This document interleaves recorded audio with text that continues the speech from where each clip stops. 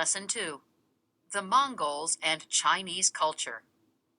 It matters because the Mongols were a pastoral people who swept out of the Gobi in the early 13th century to seize control over much of the known world. Their empire included creating a new Chinese dynasty. At the time of the Mongol invasion, art and literature in China were in the middle of a golden age. The Mongols. Guiding questions. How did the Mongols create the world's largest land empire? What effect did the Mongol invasion of the Arab Empire have on Islamic civilization? Due largely to their military prowess, the Mongols rose to power in Asia with stunning speed. The Mongols were a pastoral people from the region of modern-day Mongolia who were organized loosely into clans.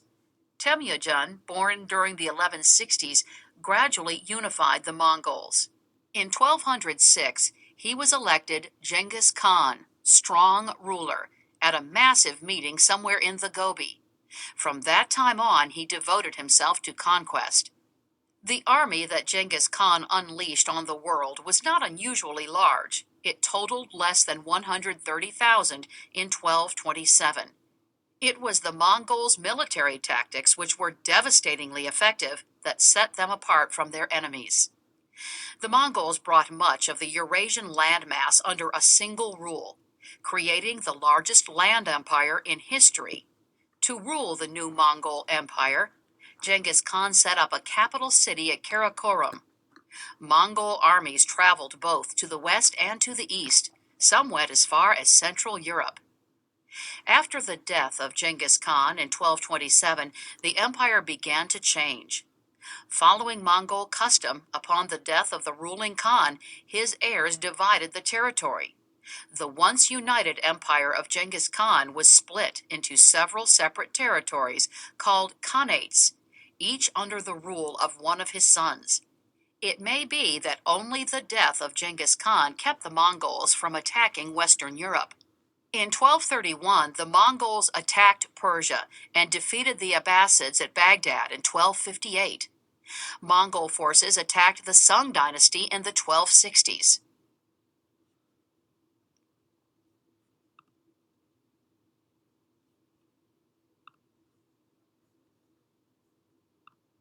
In their attack on the Chinese, the Mongols encountered the use of gunpowder and the fire lance. These inventions came too late to save China from the Mongols, however. By the early 14th century, foreigners employed by the Mongol rulers of China had introduced the use of gunpowder and firearms into Europe. In 1279, one of Genghis Khan's grandsons, named Kublai Khan, completed the conquest of the Sung and set up a new Chinese dynasty, the Yuan. Kublai Khan, who ruled China until his death in 1294, established his capital at Khanbalik, the city of the Khan, later known by the Chinese name Beijing.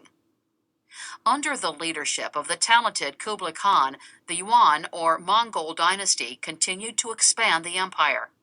Mongol armies advanced into Vietnam, and Mongol fleets were launched against Java and Sumatra, and twice against the islands of Japan. Only parts of Vietnam were conquered, however, and then only for a while. The other campaigns failed. On one occasion, a massive storm destroyed the Mongol fleet that attacked Japan, killing thousands. Mongol tactics, such as cavalry charges and siege warfare, were not very effective in tropical and hilly regions. The Mongols had more success in ruling China. Mongol rulers adapted to the Chinese political system and made use of Chinese bureaucrats. Culturally, the Mongols were quite different from the Chinese and became a separate class with their own laws.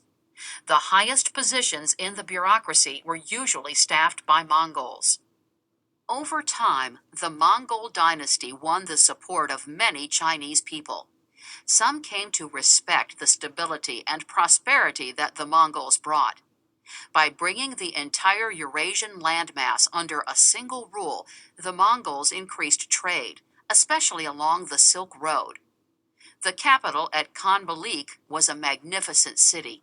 and foreign visitors were impressed by its splendor. One visitor was Marco Polo, who lived in Khanbalik during the reign of Kublai Khan.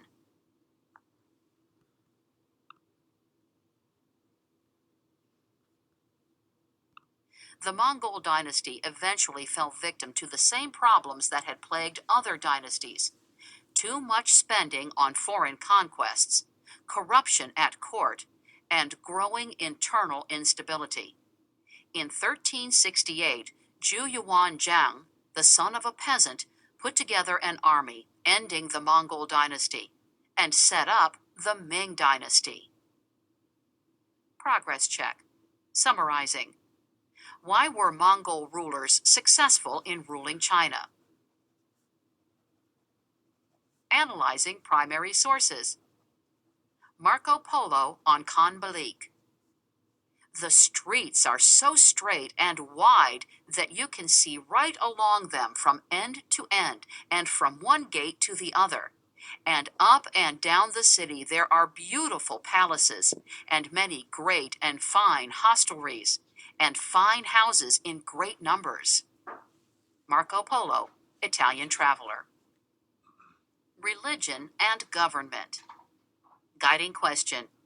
How did the role of religion in Chinese government change between the Han and Yuan dynasties? Confucian principles became the basis for Chinese government during the Han dynasty. By the time of the Sui and Tang dynasties, Buddhism and Taoism rivaled the influence of Confucianism. Buddhism and Taoism. Buddhism was brought to China in the 1st century AD by merchants and missionaries from India. At first, only merchants and intellectuals were intrigued by the new ideas. However, as a result of the insecurity that prevailed after the collapse of the Han dynasty, both Buddhism and Taoism became more attractive to many people. Both beliefs gained support among the ruling classes. Taoism was a rival system of ideas to Confucianism. The growing popularity of Buddhism continued into the early Tang dynasty. Early Tang rulers lent their support to Buddhist monasteries that were set up throughout the country. Buddhists even became advisors at the imperial court. Ultimately, though, Buddhism lost favor at court.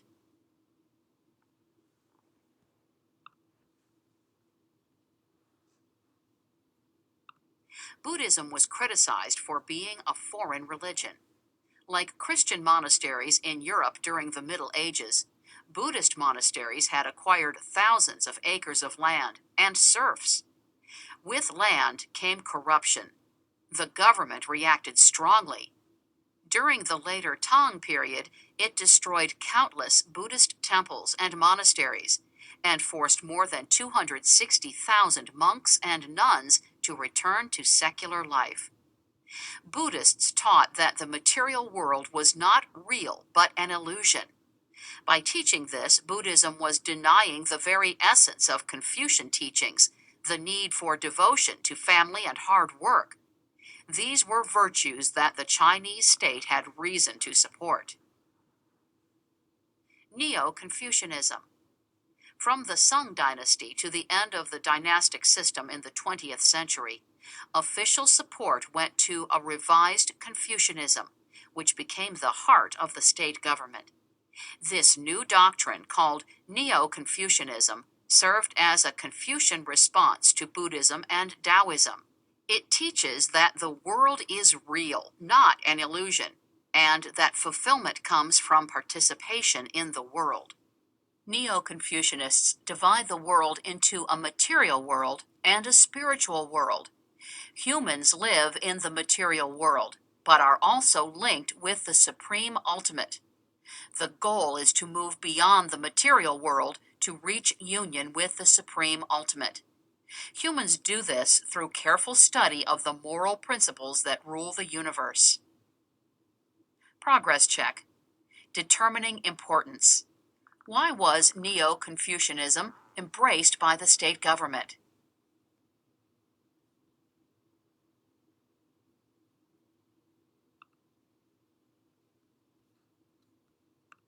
A golden age in literature and art.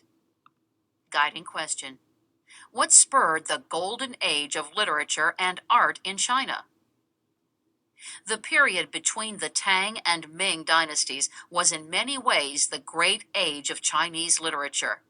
The invention of printing during the Tang dynasty helped to make literature more readily available and more popular among the educated elite. Most Chinese, however, were illiterate until modern times. Art, especially landscape painting and ceramics, flourished during this period. Poetry. It was in poetry above all that the Chinese of this time best expressed their literary talents. The Tang dynasty is viewed as the great age of poetry in China. At least 48,000 poems were written by some 2,200 authors. Poetry was expected to encourage high moral ideals and served as a means of self-expression. Chinese poems celebrated the beauty of nature, the changes of the seasons, and the joys of friendship. They expressed sadness at the shortness of life and the necessity of parting. Li Bois and Du Fu were two of the most popular poets during the Tang era. Li Bois was a free spirit whose writing often centered on nature. He wrote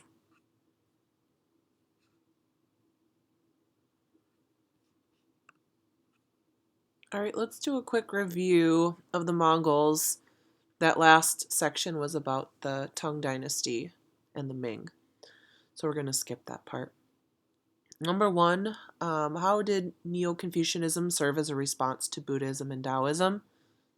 First of all, it reinforces the idea that reality is the material world, but there's also a spiritual world beyond that.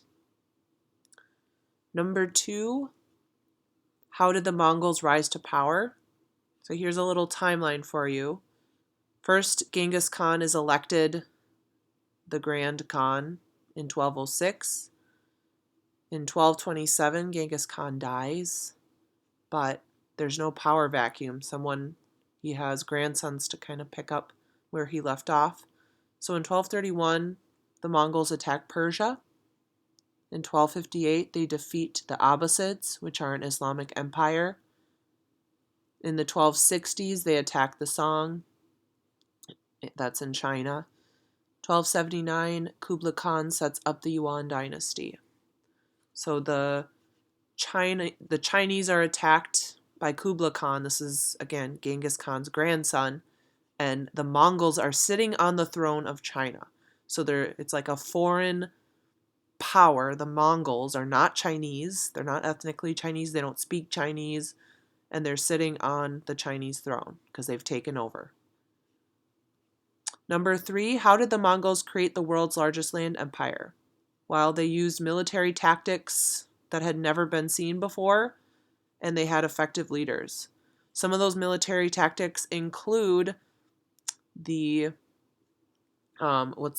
a type of bow and arrow that they could do. It's called a parting shot, in which they could shoot while backwards on a horse. Basically, they were great horsemen, great cavalry. And they didn't have a giant army. You're not looking at the size of Rome or anything, but they were very effective. Okay, what effect did the Mongol invasion of the Arab Empire have on Islamic civilization? Well, the Abbasid dynasty, which, like I said, is an Islamic empire located near modern-day Iran, Iraq, it fell to the Mongols and became a part of their land empire because the Mongols create the largest land empire we've ever seen. And then lastly, how did the role of religion in Chinese government change between the Han and Yuan dynasties? Well, first of all, it's important to note that the Mongols were religiously tolerant, but they had promoted some religions.